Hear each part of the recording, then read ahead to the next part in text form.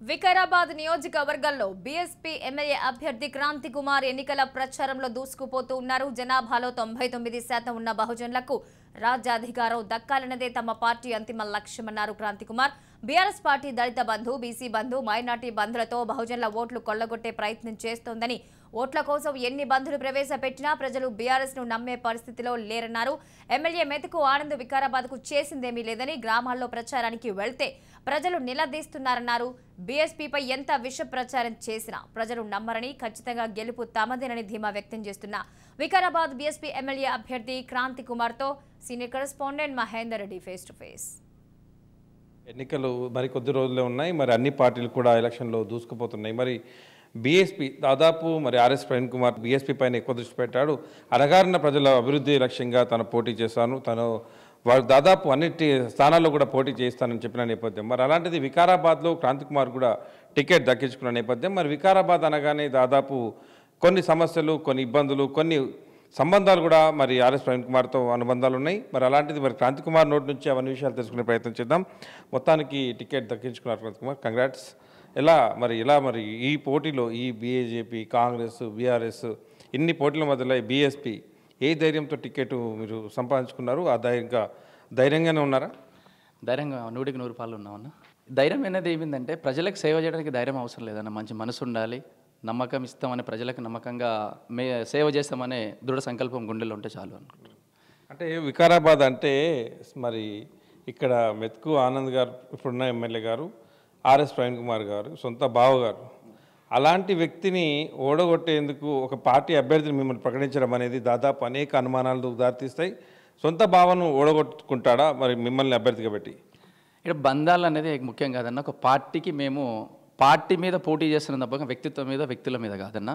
ఆయన సొంత కుటుంబాన్ని ఏ రోజు కూడా అనుకోలేదు. సొంత కుటుంబం అయితే నిజంగా మీరు అనుకున్నట్లు అనుమానాలు దారితీసేంత కుటుంబానికి మేలు చేస్తాడని అంటే వేల మంది జీవితాలు మార్చినటువంటి వ్యక్తి. ఎందుకంటే కుటుంబాన్ని మేలు చేసడం కన్నా ప్రజలకు అన్యాయం అయిపోతున్న అనగారిన వర్గాలకు మేలు చేసినటువంటి వ్యక్తి మా ప్రవీణ్ సార్ తప్ప కుటుంబానికి విలువలు ఇస్తాడని అనుకోవట్లేదు. అంటే ఒకవేళ విమర్శించాల్సి వస్తే మీ పార్టీ తరఫున ప్రవీణ్ కుమార్ గారు వచ్చినా, మీరు ప్రతినిత్యం ప్రజల్లోకి వెళ్ళినా అధికార పార్టీ ఇప్పటికీ ప్రజలకి ఏం చేయలేదని చెప్పాల్సి ఉంటుంది. అలాంటిది మీరు ఏం చెప్తున్నారు? ప్రవీణ్ కుమార్ గారు వస్తే ఏం చెప్తారు ప్రజలు? 100% పార్టీ నిర్మాణం కోసం పాటుపడతాడు తప్ప బంధాల కోసం అయితే ఆగడు అనుకుంటున్నాను. ఎందుకంటే మొన్న వచ్చి చెప్పినాడు కదన్న, ఇట్లాంటి పరిస్థితులు అయితే రావు. ఇంకోటి ఏంటంటే మా నామినేషన్లో ప్రవీణ్ సార్ దగ్గర నామినేషన్ వేయించుకుంటామని అనుకుంటున్నాం.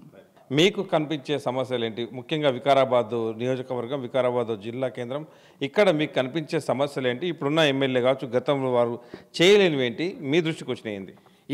ఇద్దరు ఈరోజు మేము అది చేస్తాం, ఇది చేస్తామని మాటలు ఇస్తున్నారు, హామీలు ఇస్తున్నారు కదన్న.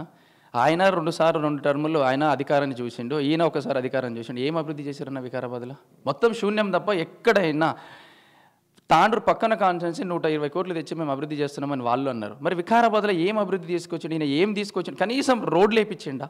ఎక్కడికక్కడ ఎక్కడ వేసిన గొంగడు అక్కడ ఉంది. మన కేటీఆర్ గారు వస్తే 100 మీటర్లు వేసారన్న రోడ్డు. ఇదే ఫ్లైఓవర్ మీద స్టేషన్ రైల్వే ట్రాక్ ఉన్న బ్రిడ్జ్ మీద 100 మీటర్ రోడ్డు బాగు చేసిన తప్ప కానీ ఎక్కడ మీరు చూడండి, అసెంబ్లీలో ఎక్కడైనా తిరగండి, ప్రచారంలో ఇప్పుడు వెళ్ళి నేను అది ఇస్తా, ఇది ఇస్తా, ఉచిత హామీలు అన్ని ఇస్తున్నాడు తప్ప కానీ ఏడా అభివృద్ధి చేసిన 4.5 సంవత్సరాల నుంచి ఏం చేసినావు? ప్రజలకు వికారాబాద్ ప్రజలకు నువ్వు చేసిన మేలు ఏంది? ఒకే ఒక మున్సిపాలిటీ ఉందన్న వికారాబాద్లో, కనీసం మురుగు కాలువలు కూడా శుభ్రం చేయలేని పరిస్థితులు ఉన్నాయన్న.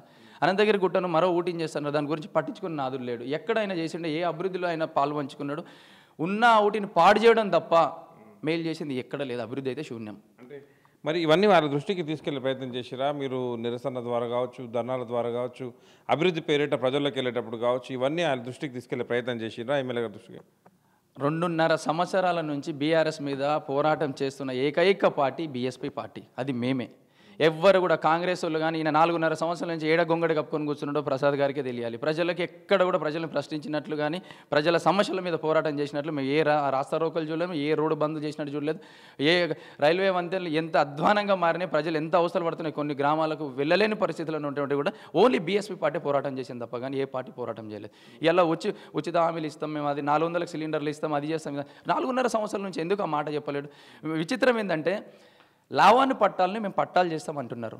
ఎక్కడున్నాయి లావాని పట్టాలు? ఎవరి చేతులలో ఉన్నాయి లావాని పట్టాలు? ఈరోజు అన్నీ ఉన్నాయంతా లాక్కున్నారు కదా. లాక్కున్నాక నువ్వు పట్టాలు ఎవరికి ఇస్తావు? నీ వ్యాపార భాగస్వాములకు తప్ప ఇంకా మేలు పొందే రైతులకు కాదు కదా. రైతుల దగ్గర లావణ పట్టాలు లేకుండా నువ్వు పట్టాలు ఇస్తాను ఉచిత హామీలు.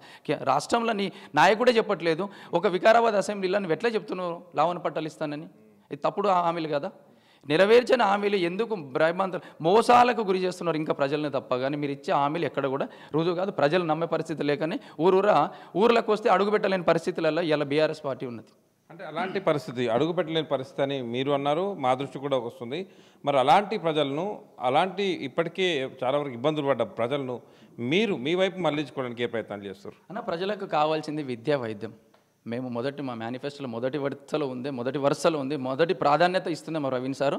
విద్యా వైద్యం మీదనే కేంద్రీకృతం చేసి మేము ప్రజల్లోకి వెళ్తాం. ప్రజలకు కావాల్సింది ఏంది? ఉచిత హామీలు. 2,000 రూపాయలు పెన్షన్ కాదన్న మాకు కావాల్సింది. 2 లక్షలు ఎలా నా కుటుంబంలో సంపాదించే ఒక ఉద్యోగం కావాలని మేము పోరాటం చేస్తున్నాం.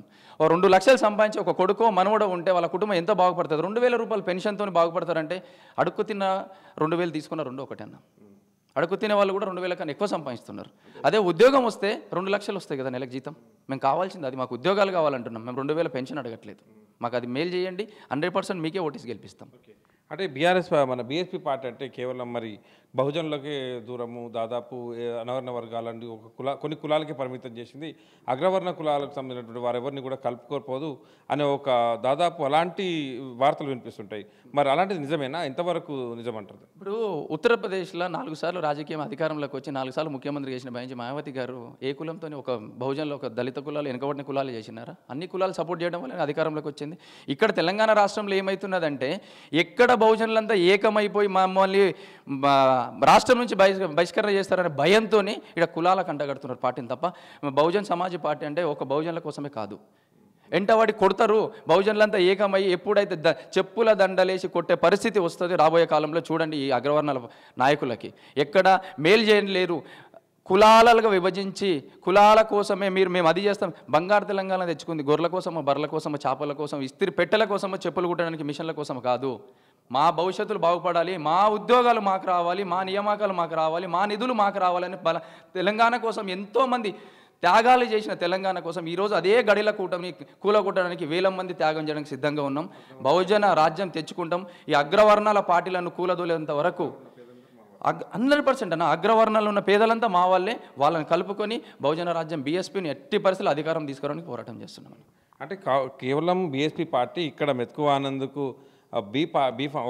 ఒక రకంగా పనిచేసేదానికి, ఆయనను గట్టెక్కించేదానికి, ఓటు చీల్చేదానికే ముందుగా ఇక్కడ అభ్యర్థి ప్రకటించాడు అనేటట్టుగా ప్రచారం, దాన్ని ఇంతవరకు నమ్మవచ్చు. దాని నిజమేనా? ఒక్కటి మళ్ళీ చెప్తున్నాను, ఈ తప్పుడు ప్రచారం, బురద జల్లే ప్రయత్నము, ఏదో ఓట్లను వాళ్ళ వైపు మలుచుకోవడానికి చేస్తున్న కుట్రలు తప్ప కానీ నిజంగా అట్లా అనుకుంటే రాష్ట్రంలో లాస్ట్ చిట్ట చివరిలో ఇవ్వచ్చు కదా మరి టికెట్.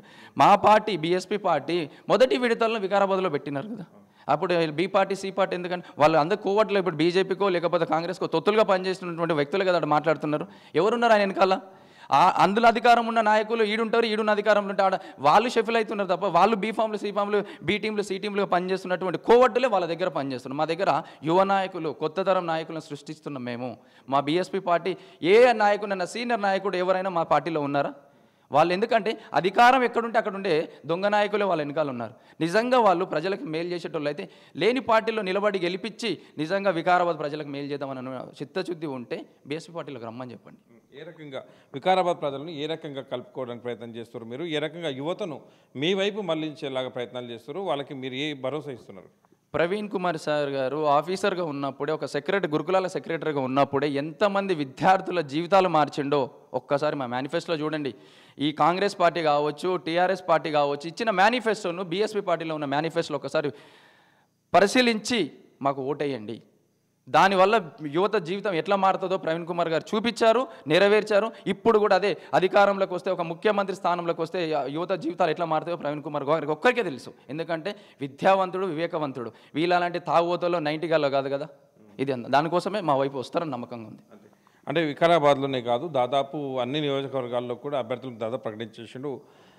బీఎస్పీ పార్టీలో టికెట్ దక్కాలంటే సూట్ కేసులు మారాలి అలాంటి కొన్ని ప్రచారం చేస్తారు. దాంట్లో ఎంత ఒకటి తెలుసుకోవాలన్నా, BSP party Bahujan Samaj party బహుజనుల కోసం ఏకధాటిగా పనిచేస్తుంది. మేము వాళ్ళ లెక్క నిన్న చూస్తున్నాం కదా, కొన్ని ఛానల్స్లలో ఎన్ని రకాలుగా కొట్లాడుతున్నారు. మేమేమంటున్నాం, మాకు డబ్బులు వద్దు, అదే డబ్బులు లేని నిరుపేదలకు ప్రజల కోసం ఖర్చు పెట్టి బీఎస్పీ పార్టీలో స్వచ్ఛందంగా నడి రోడ్డు మీద టికెట్ ఇచ్చిపోతాడు మా సార్, రమ్మని చెప్పండి.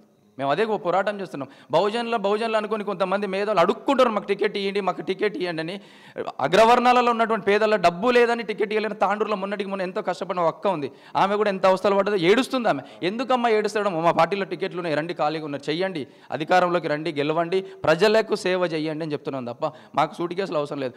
వచ్చిన కార్యకర్తకి ఇంత బువ్వ పెట్టండి, మీ జెండాలు మోసి మిమ్మల్ని లీడర్లను చేస్తామని అంటున్నాం మేము. అంటే పరిశీలన అనేది ఉండదా? ఇప్పుడు ఏ పార్టీలో టికెట్ రాకపోతే చివరికి బీఎస్పీ పార్టీలోనే టికెట్ తీసుకుంటారని ఒక నానుడి అనేది ఉంది దాదాపు. అలాంటి ఆ ప్రచారం వెళ్తున్నది. చివరికి లాస్ట్ ఆప్షన్ బీఎస్పీ అంటారు.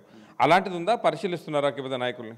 ఈ రోజు మాట్లాడుకున్న ప్రతి ఒక్క నాయకుడు ఇంచుమించుగా మేధావి వర్గం అంతా బీఎస్పీలో ఏదో ఒక రోజు తెలంగాణ రాష్ట్రం వచ్చిందే బీఎస్పీ పార్టీ వల్ల. అప్పుడున్న 17 మంది ఎంపీలు మొట్టమొదటి సంతకం పెట్టిందే బహుజన్ సమాజ్ పార్టీ. ఆ జ్ఞానం లేకుండా కొంతమంది మిడిమిడి జ్ఞానంతో మేధావులు ఉన్నటువంటి నాయకులు కూడా మాట్లాడుతున్నారు. కొంచెం వెనక్కి తిరిగి చూడండి, 9 సంవత్సరాలు వెనక్కి పోయి చూడండి. బీఎస్పీ పార్టీ మొదటి సంతకం పెట్టిందా లేదా? తెలంగాణ ఊరికైనా రాలేదు, కాంగ్రెస్ ఇచ్చిందని అంటున్నారు. మొదటి సంతకం పెట్టిందే బహుజన్ సమాజ్ పార్టీ ఎంపీలు. ఆ జ్ఞానం లేకుండా మాట్లాడుతారు. చిట్ట కాదు, మొట్టమొదటి పార్టీ బీఎస్పీ పార్టీ, బహుజనులు అండగా నిలబడి గుండెలలో పెట్టుకున్న పార్టీ బీఎస్పీ పార్టీ అని జ్ఞానవంతుల కొద్ది రోజులలో తెలుస్తుంది. ఎలక్షన్లో ముందు నడుస్తుందిగా చూపిస్తాం. ఓకే, కొట్టే తెచ్చే మూడు కొనలో ఒక వాట చెప్పేయండి. వికారాబాద్ ప్రజలకు మీరు ఏం చెప్తున్నారు? మీకు ఎందుకు ఓటేయాలి? దొంగ మాటలు ఇప్పటి వరకు దొంగ మాటలు ఇచ్చి, హామీలు ఇచ్చి, నెరవేరని హామీలు ఇచ్చి మోసపూరితంగా చెప్తున్నారు. ఆ మాటలు మాయమాటలు నమ్మకండి. మేము నిజంగా మాకు ఓటేయండి, అధికారం మీ చేతిలో పెడతాం, మీరే అధికారులు, మీరే నాయకులు అవుతారు, మేము ఓన్లీ మీ పాలకులు అవుతాం, మీ సేవకులు అవుతాం. పాలకులు మీరు అవ్వండి, సేవకులు మేమవుతామని చెప్తున్నాం. అంటే ఎంత ధీమా, అంటే చాలా వరకు ధీమాతోనే మీరు ముందుకెళ్తున్న పరిస్థితి కనిపిస్తుంది. ఖచ్చితంగా మరి మెజారిటీ ఆశించా ఆ రకంగా గ్రౌండ్స్ ఏమైనా వర్క్ అయిపోయింది అన్నా? మేము గెలుస్తామంటున్నాం తప్ప మేము మెజారిటీ కోసమో లేకపోతే ఇంకా డబ్బాలు కొట్టుకొని ఉచిత హామీలు ఇస్తామని చెప్పట్లేదు. మేము ఇచ్చిన హామీలు రెండు విద్య, వైద్యం, ముఖ్యంగా దాని మీద ఆధారపడి ఉంటాం. నిజంగా అవ్వలక్కలకి ఇద్దరికి పెన్షన్ ఇస్తామని చెప్తున్నాం, గ్యారంటీగా ఇస్తాం. నిరుపేదలకు లేనటువంటి, నిజంగా భూమి లేనటువంటి పేదలకి ఎకరం పొలం పట్టా చేసి ఇస్తాం, సాక్ష్యాధారాలతో సహా, పాస్బుక్ వాళ్ళ ఇంట్లో ఉన్న ఆడపిల్ల పేరు మీద. కేసీఆర్ ఏమన్నారంటే ఇప్పటికే విద్య పట్ల మాట్లాడుకున్నట్లయితే ఇప్పటికే బ్రేక్ఫాస్ట్ పథకం ఒకటి పెట్టుకొచ్చిండు, మధ్యాహ్న భోజనం ఒకటి పెట్టుకొచ్చిండు, అగ్రవర్ణ పేదలకు గురుకులాల్లో తీసుకొస్తానని చెప్పిండ్రు, సన్నబియ్యం ఇస్తాను అంటున్నాడు అన్నపూర్ణ పథకం కింద. ఇవన్నీ మరి విద్య కోసం వాళ్ళు పాటుపడుతున్నాయి కదా. 9 సంవత్సరాలు ఏ గొర్రె ఉన్ను విక్కుంటా కూర్చున్నారు, అంతే కదా. 9 ఏళ్ల నుంచి ఏమి చేయకుండా ఈరోజు ఎలక్షన్లు వచ్చే 20 రోజుల ముందు ప్రకటించినటువంటి హామీలను ఎట్లా నమ్ముతారు అనుకుంటారు ప్రజలు? అబద్ధం మాటలు కావా? దళిత బంధు అన్నారు, దళిత బంధు ఒక్కటే తీసుకొచ్చారు, మిగతా స్కీములను ఎక్కడ పోయినాయి? అన్ని స్కాములు అయినాయి కదా. దళిత బంధు పేరు మీద పెట్టి దళితులను మోసం చేసినట్లు అగ్రవర్ణాలను మోసం చేయడానికి గ్యారంటీ ఏముందన్న? ఒకటి ఏమిందంటే, నిజంగా 9.5 సంవత్సరాల నుంచి నిజంగా నీకు చిత్తశుద్ధి ఉంటే 4.5 సంవత్సరాలు గ్యాస్ ధరలు, వంట నిత్యావసర సరుకులు విపరీతంగా పెరిగినాయి. ఆ రోజు కేంద్ర ప్రభుత్వం మీద నెట్టిన నువ్వు ఈరోజు 400 రూపాయలకి సిలిండర్లు ఎట్లా ఇస్తానంటున్నావు? ఎందుకు 4.5 సంవత్సరాల నుంచి మీకు ఎందుకు గుర్తులేదు? 4.5 సంవత్సరాల నుంచి 400 కేంద్రం ప్రభుత్వం పెంచింది, మేము తగ్గించలేము, మా చేతిలో లేదని బుడుబుక్క మాటలు చెప్పుకున్నటువంటి ఈ రాష్ట్ర ప్రభుత్వం ఈరోజు ఎట్టి పరిస్థితుల్లో మేము 400కి ఇస్తామని ఎట్లా చెప్తావు? నీ చేతిలో లేదు కదా, నువ్వేం పీఎం అవ్వవు కదా. ఈ రోజుకి ఏదో దేశాన్ని వెళ్ళి నువ్వు పీఎం ప్రధానమంత్రి హోదాలకు వస్తే నువ్వు తగ్గిస్తుండొచ్చు, నువ్వు ఎక్కడ గెలుస్తావయ్యా? నీ రాష్ట్రంలో నీకు గెలిచే దమ్ము లేకనే ఏ ముఖ్యమంత్రి కూడా 2 చోట్ల పోటీ చేయలేడు. ఈసారి కేసీఆర్ పోటీ చేస్తున్నట్టే భయంకి లోనైనట్లే కదా. అదొక్కసారి ఆలోచించండి ప్రజలు. మాయమాటలు నమ్మకండి, ఉచిత హామీలు అసలే నమ్మకండి, కేసీఆర్ మాటలు బూటకు మాటలు అని అంటున్నాం. రైట్, ఇది మొత్తానికైతే యువత ప్రశ్నించే స్థాయికి ఎదగాలనేటటువంటి ఆర్ఎస్ ప్రవీణ్ కుమార్ పార్టీ ఏదైతే బీఎస్పీని బలపరుస్తున్నారో మరి ఆ రకంగానే వికారాబాద్ అభ్యర్థి క్రాంతి కుమార్ కూడా ఇప్పటివరకు అయితే ఇక్కడ బీఆర్ఎస్ అధికారంలో ఉన్నది, గతంలో కాంగ్రెస్ ఉంది, ఇప్పటివరకు చేసిన అభివృద్ధి ఏమీ లేదు. కాకపోతే ఇప్పుడు వచ్చి మళ్ళీ మాయమాట చెప్తున్నారు తప్పే ఇవన్నీ కూడా ఇక్కడ కూడా ఆచరణలకు ఆమోదం పొందని వాటలే తప్ప ఎవరు కూడా నమ్మేదాట్లేదు. ఖచ్చితంగా ఒక అవకాశం ఇచ్చి చూడండి, ఖచ్చితంగా మేమేంటో చూపిస్తామన్నట్టుగా వారు గెలుపుతో సహా ధీమా వ్యక్తం చేసిన పరిస్థితి. ఇది ఓవరాల్గా వికారాబాద్లో బీఎస్పీ పరిస్థితి. కెప్టెన్ శ్రవంత్తో మహేందర్ రెడ్డి, వికారాబాద్.